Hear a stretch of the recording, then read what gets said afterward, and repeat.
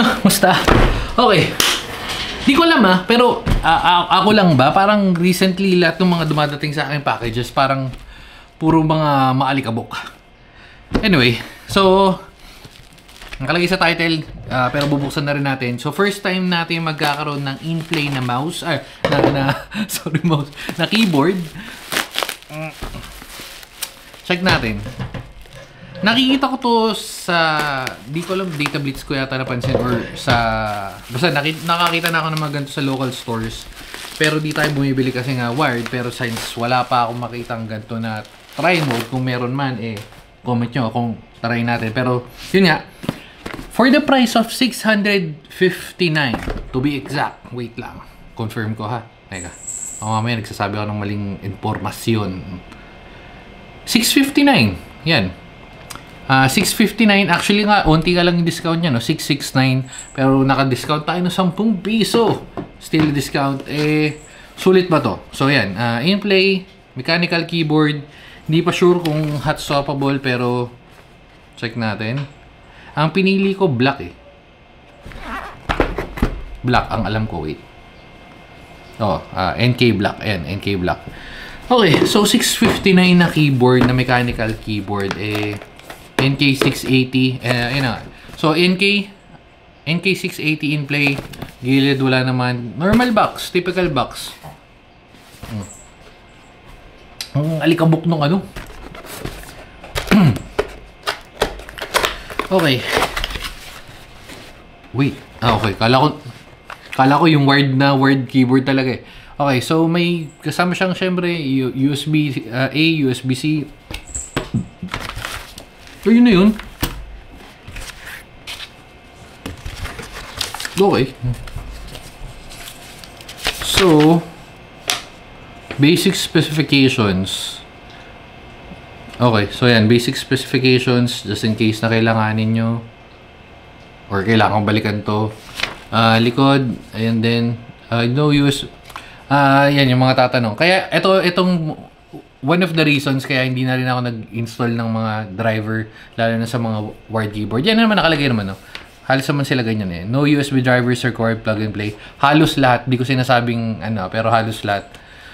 Pero syempre, kung kailangan mo ng mga software, lalo na yung mga medyo, sabihin mo na nating mid-range to high-end, paano ba yun?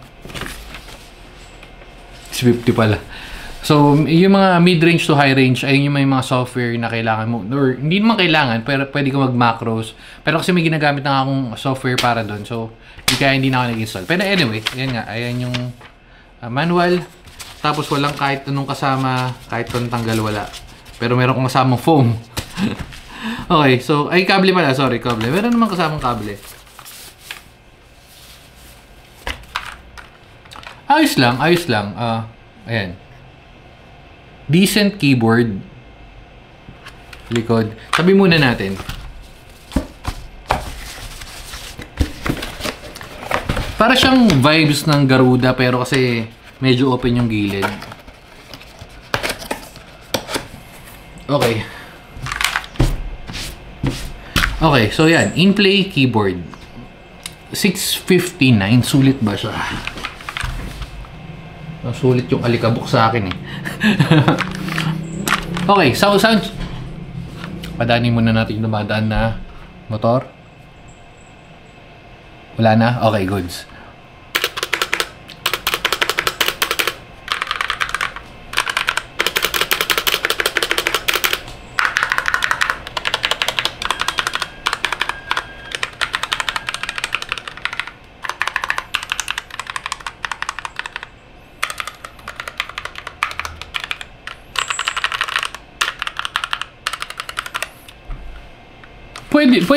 Pwede na. Kung hot swappable, feeling ko, pero syempre check natin. So, taas nasa yung USB, USB-C nandito sa taas. Gilid wala naman, manipis eh. Hanggang basic. Ito yung legit na masasabi mong basic mechanical keyboard. So, sa mga nag-entry level, feeling ko okay na to. Pero syempre, kung galing ka na sa medyo mas mataas-taas na quality ng keyboard, hindi mo siya ma-appreciate. Pero nga again, kung for beginners, lalo sa mga tatanong, anong magandang keyboard for beginners, tapos yung medyo tight budget, para sa akin, okay na to. Lalo na wired keyboard naman. Kasi hindi naman lahat trip yung tri-mode. Which is, pero sa akin, tri-mode tayo. Tri-mode tayo.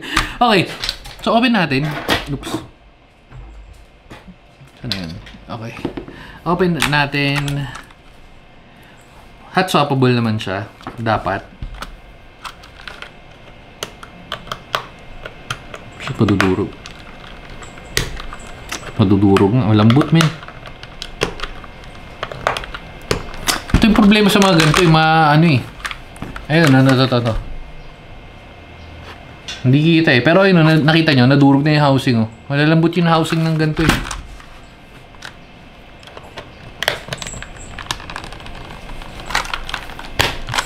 Min, ang tigas. Durog na oh. Oh. Isa pa, try pa tayo isa. Nadamijan pa yung ayun oh. Wala na bang ibang way pang tanggal? Ito lang talaga eh. Try natin isa pa. Suwabe lang. Ang tigas eh. Ayun oh.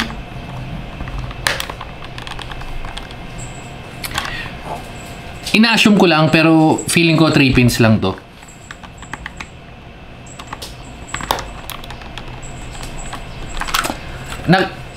Kung nakikita nyo, ayun o, to. Umaangat naman siya, kaso ang kapit min eh. I mean, okay lang naman, kasi hindi mo sayang sayang switch eh. Wala pa naman silang replacement switch. Pero marami, may mga pamalit naman tayo ng switch, pero sinasabi ko lang eh,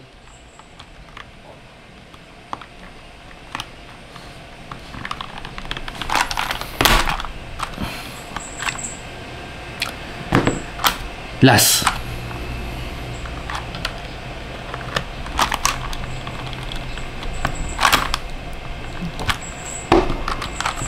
Madudurog ko.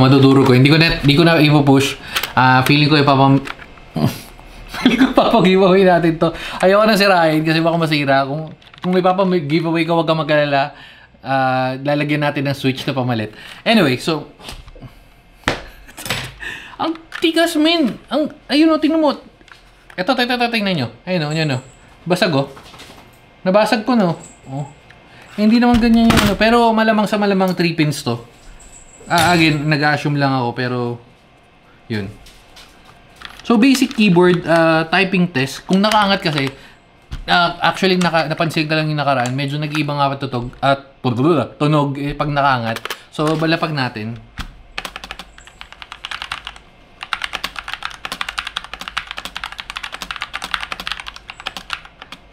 Pwede na. Pero wala tong stand ayun o. So nakita nyo naman, likod base, as in basic keyboard lang siya. Testing natin the quick brown fox.